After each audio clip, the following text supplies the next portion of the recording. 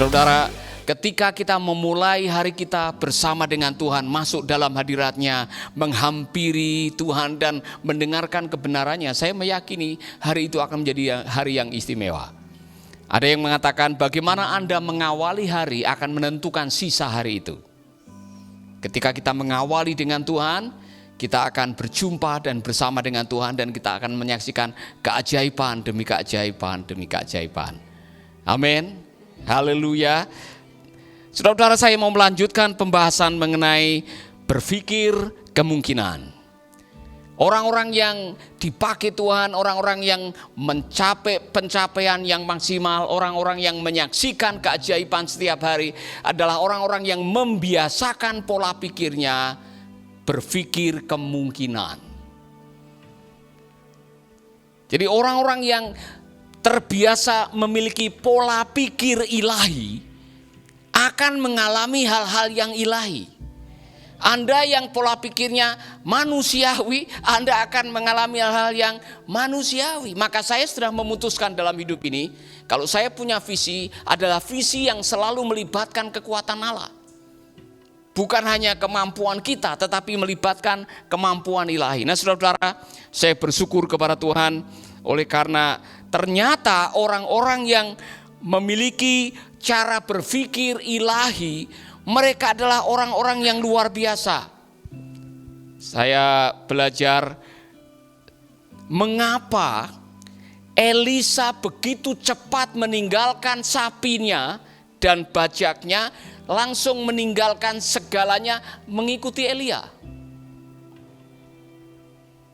Pada waktu Elia datang dan melemparkan jubahnya, kemudian apa yang terjadi saudara-saudara?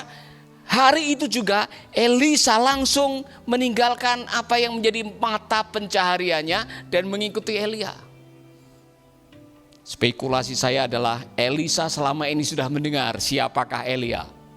Reputasinya sudah ada di mana-mana didengar, dilihat orang bagaimana dia bisa mengalahkan ratusan atau berani membunuh ratusan nabi. Berani mendatangkan api dari langit. Berani mengatakan kepada Ahab bahwa akan terjadi kemarau panjang. Saudara-saudara, Elia punya reputasi keajaiban yang luar biasa.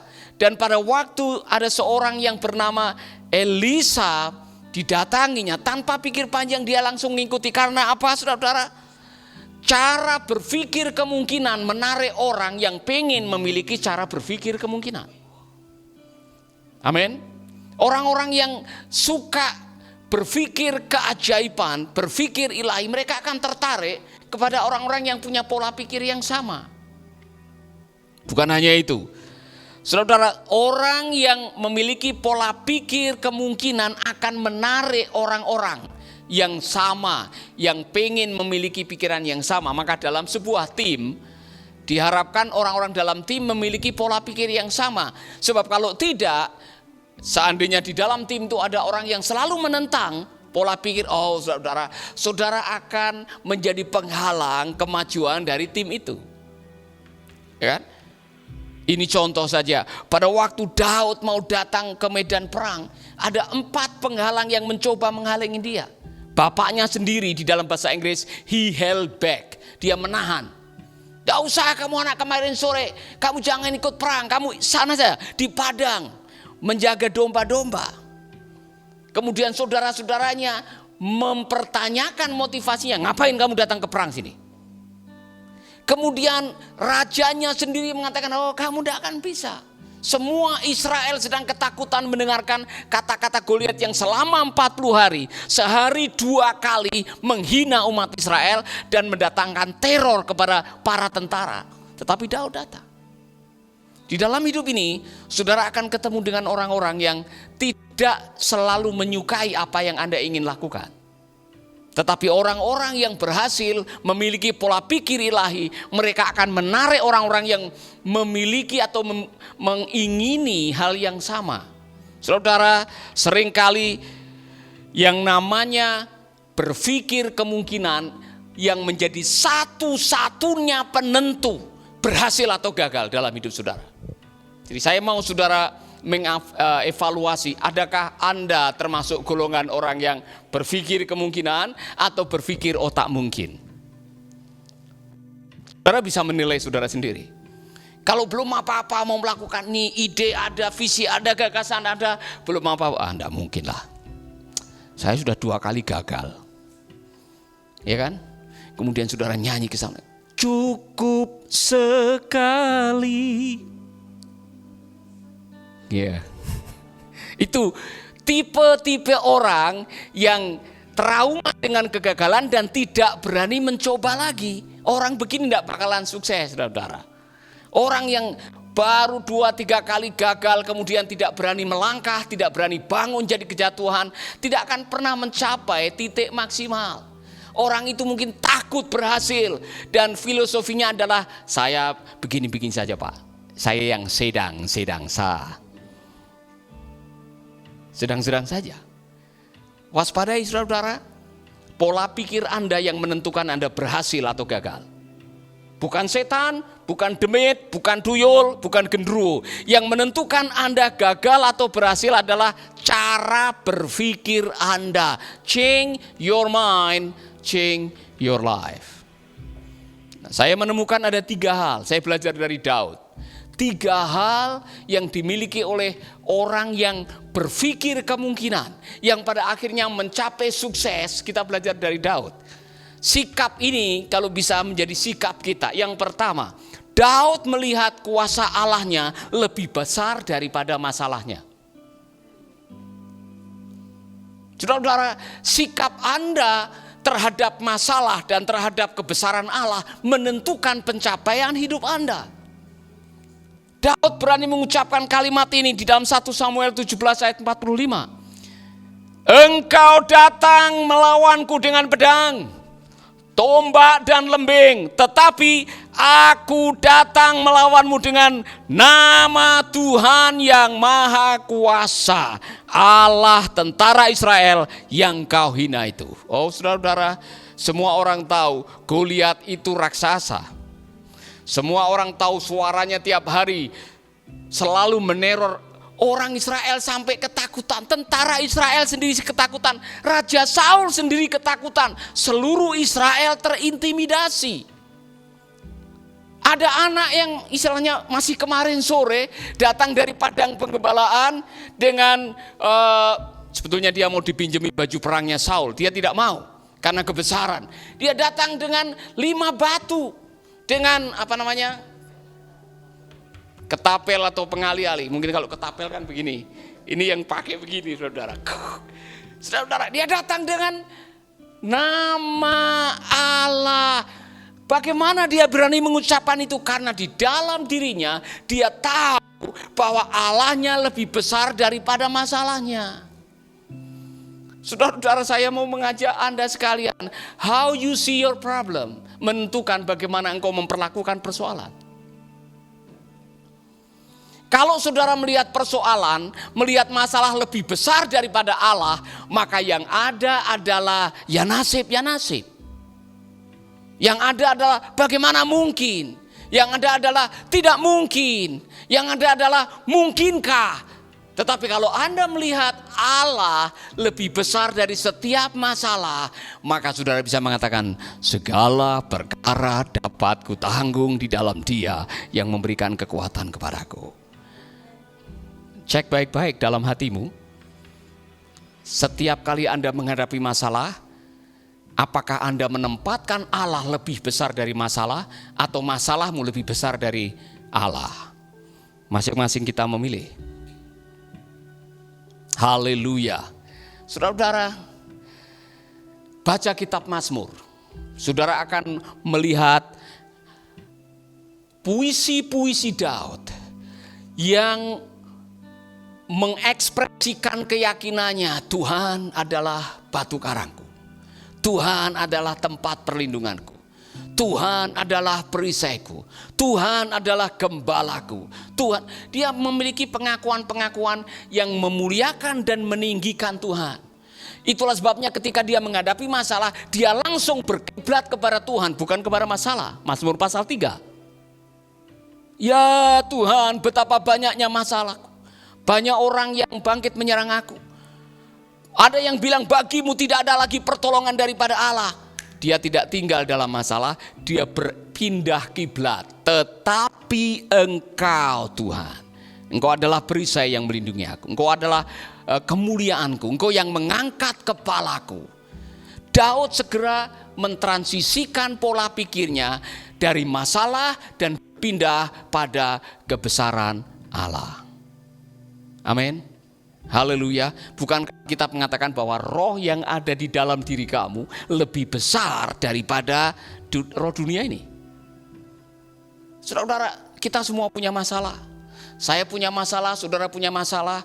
Kita semua sedang menghadapi COVID dan dampaknya. Tetapi saya melihat Allahku lebih besar daripada virus COVID-19. Allahku lebih besar daripada persoalan ekonomi, persoalan keuangan, persoalan kesehatan, persoalan pernikahan. Allahku lebih besar dari semuanya itu. Amin. Haleluya. Katakan, Allahku lebih besar. Maka sering-seringlah nyanyikan lagu Dia terlebih besar. Masih ingat lagu itu, saudara? Waktu saya baru bertobat, Dia terlebih besar. Lagu itu kelihatannya sederhana, kalimatnya sederhana, tapi teologi di balik nyanyian itu sangat dalam. Roh yang ada di dalam kamu lebih besar daripada roh yang ada di dalam dunia ini. Apa artinya? Kalau kita tahu Allah dan kuasanya yang tinggal di dalam diri kita lebih besar. Kalau Allah ada di pihak kita, kata Rasul Paulus, siapa yang melawan kita? Saya nggak ada lawan. Iya kan? Mau kanker ada dua. Kanker yang disebabkan oleh tumor, kanker yang disebabkan oleh tidak punya uang. Kantong kering. Apa masalah yang tidak bisa diselesaikan oleh Allah? Kasih tahu saya. Apa persoalan dalam hidup saudara yang tidak bisa diselesaikan oleh kuasa Allah? Kasih tahu saya.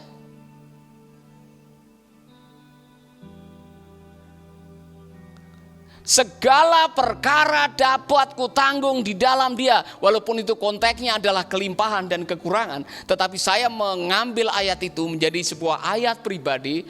Apapun juga bisa kita hadapi. Apapun juga bisa kita tangani, apapun juga bisa kita selesaikan bersama dengan Tuhan. Amin. Haleluya. Oh saudara, saya bersyukur kepada Tuhan. Di tengah-tengah kesulitan saudara, di tengah-tengah tantangan, di tengah-tengah himpitan dalam perjalanan hidup, saya sudah melalui masa-masa itu. Masa-masa di mana orang seperti mempertanyakan motivasi Anda, orang held back, menahan, mungkin karena diskriminasi, mungkin karena warna kulit, oleh karena pilihan politik, oleh karena agama. Ada orang-orang yang mencoba menahan Anda untuk tidak menjadi maksimal seperti rencananya. Tapi ketika kita melangkah dengan keyakinan, sebab bagi Allah tidak ada yang mustahil, kita akan menyaksikan hal-hal yang lebih seperti sesuatu yang lebih hebat terjadi yang belum pernah Anda lihat, yang belum pernah Anda pikirkan, yang belum pernah Anda dengar, yang sudah disediakan Allah. Anda berhak menerimanya. Kalau saya merenung-merenung dalam hidup ini saudara, ada banyak hal dalam hidup saya, tantangan-tantangan yang saya hadapi. Secara tidak sadar saya sebetulnya mengadopsi filosofinya Daud. Saya datang dengan nama Allah. Saya melangkah dengan nama Allah. Saya melakukan dengan nama Allah. Makanya saya menghargai setiap pagi sebelum kita melakukan apa-apa, kita datang kepada Tuhan. Karena bersama dengan Tuhan kita akan menyaksikan hal yang luar biasa.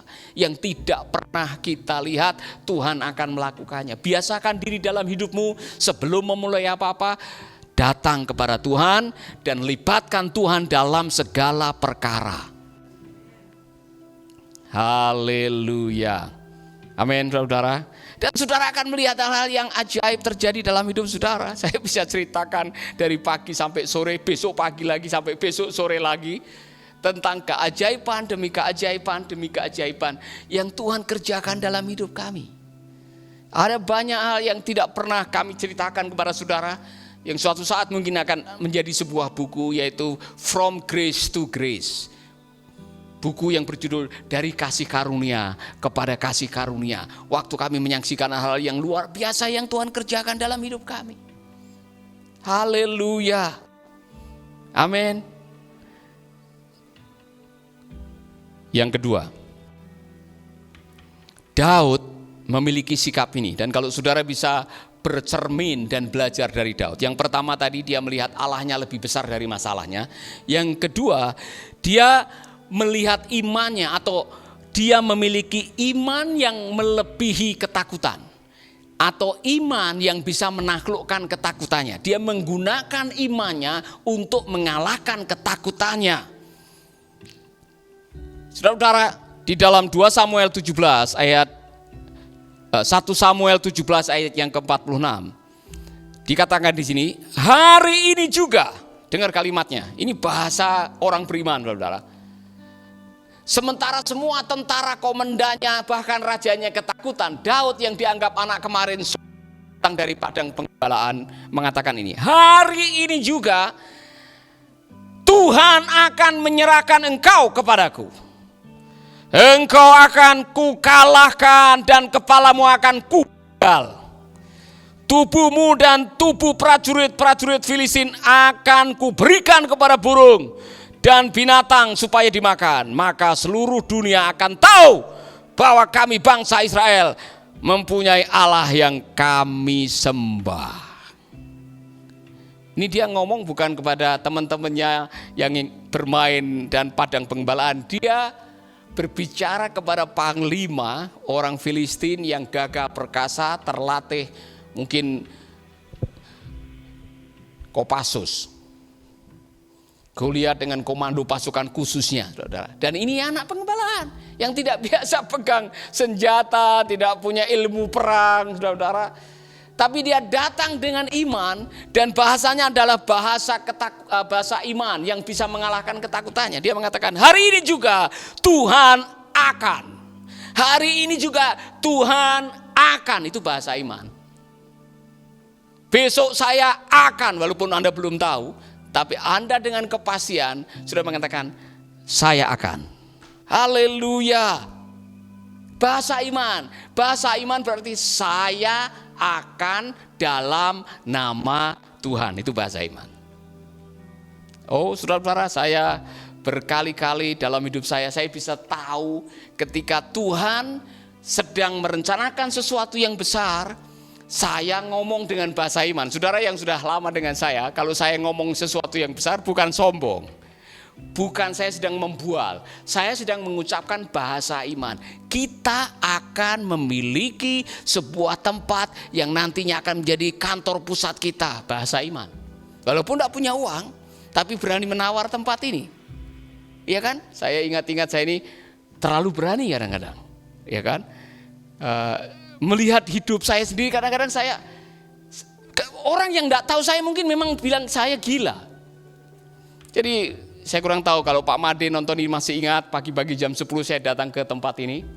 Dan saya bilang, saya mau lihat tempat ini. Dan saya berani nawar. Dari 5 miliar saya tawar ke mulai 2 dan sebagainya. Kemudian dia kasih 4,7 miliar. Dalam keadaan tidak punya uang. Tapi saya datang atas nama Tuhan, saya akan. Saya bilang, saya masih ingat sama Pak Made. Kalau ini kehendak Tuhan Pak, suatu saat tempat ini akan menjadi milik saya. Saudara-saudara, cara Tuhan untuk menolong saudara memiliki keberanian untuk masa depan adalah menggunakan bahasa iman. Karena iman itu mengundang masa depan ke masa kini, saudara.